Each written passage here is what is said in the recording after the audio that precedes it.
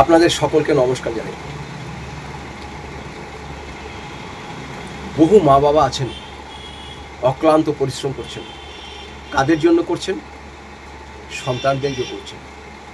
কিন্তু সন্তানরা কিন্তু এখন বুঝতে পারছে না যে মা বাবা আমাদের জন্য এত কষ্ট করছে। বাবা সারাদিন পরিশ্রম করে কোনোদিন সে চায় না যে আমি মিষ্টির দোকানে বসে দুটো মিষ্টি খাই। মা কোনোদিন চায় না মাছটা রান্না করে আমি ভালো মাছের পেটিটা খাই। তার কারণ আমার ছেলে আছে, আমার মেয়ে আছে, এরাই তো আমার সব। মা বাবার ভালোবাসার কাছে কিন্তু পৃথিবীর কোনো ভালোবাসা টিকতে পারে না।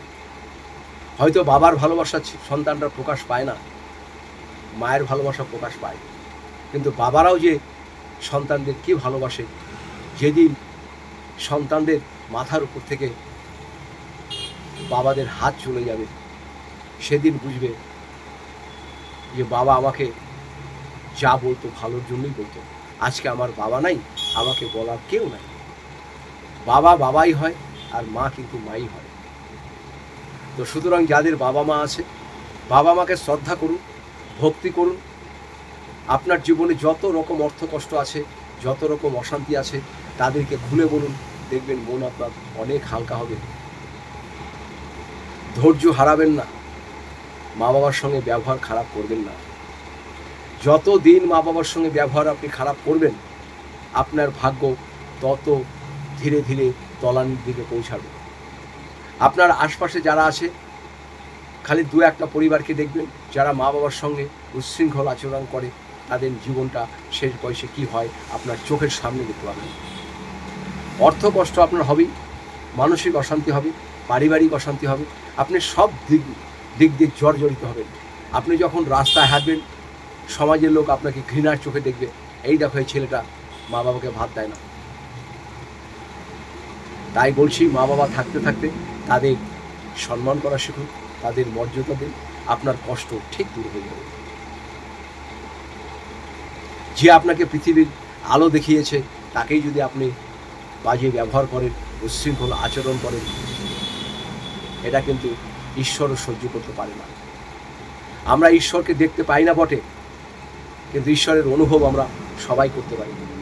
যখন আমাদের খারাপ টাইম আসে, তখনই শুধু আমরা ঈশ্বরকে বলি, হে ঈশ্বর, আমাকে উদ্ধার করো, আমাকে উদ্ধার করো, আমাকে উদ্ধার করো। আজকে হয়তো আপনার গায়ের রক্ত গরম আছে।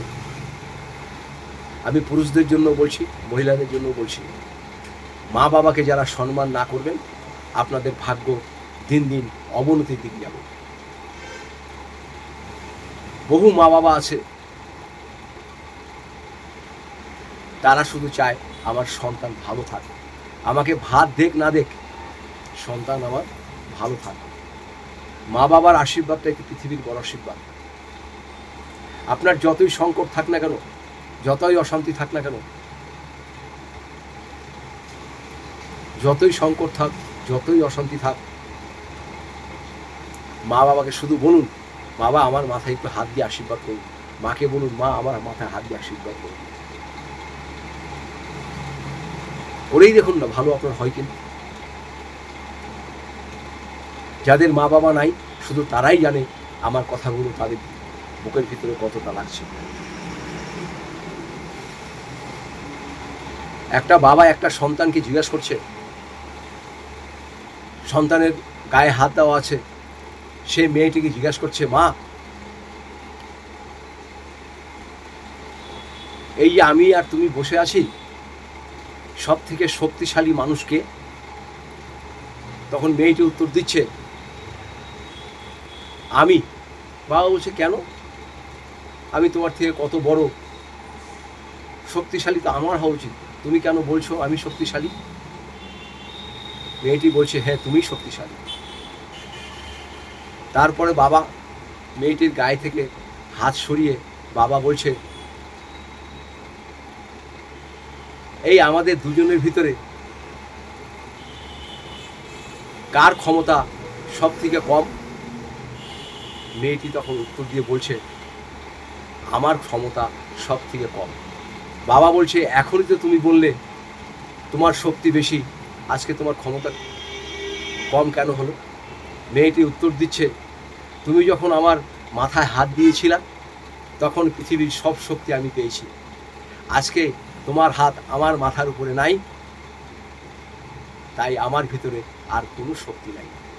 তাই আপনাদের বলছি, মা বাবার যে ক্ষমতা, যে আশীর্বাদ, এটা যদি যে সন্তানের উপরে থাকবে সেই সন্তানের কোনো রকম বিপদ হতে পারে না, কোনো রকম বিপদ হতে পারে না। সকালে উঠে মা বাবাকে প্রণাম করুন, মাকে স্নান করার একটু জল তুলে দিন, বাবাকে একটু স্নান করার জল তুলে দিন। দেখবেন আপনার সময় পরিবর্তন হতে বাধ্য হবেই। তাদের আশীর্বাদটা বিফলে যাবে না। আর শুধু একটা কাজ করবেন, সকালবেলা ঘুম থেকে উঠে যাদের সম্ভব আছে আপনারাই শুধু করবেন। কি করবেন? বাড়িতে আপনাদের যে কোনো গাছ আছে, যে কোনো গাছ, সবুজ রঙের গাছ, উদ্ভিদ, যে কোনো সবুজ রঙের উদ্ভিদে 1 ঘটি করে জল দিয়ে দিন। যে কোনো ফুল গাছ হোক, নারকেল গাছ হোক, তুলসী গাছ হোক, যে কাটা গাছ বাদ দিয়ে যে কোনো গাছে 1 ঘটি করে জল দিন।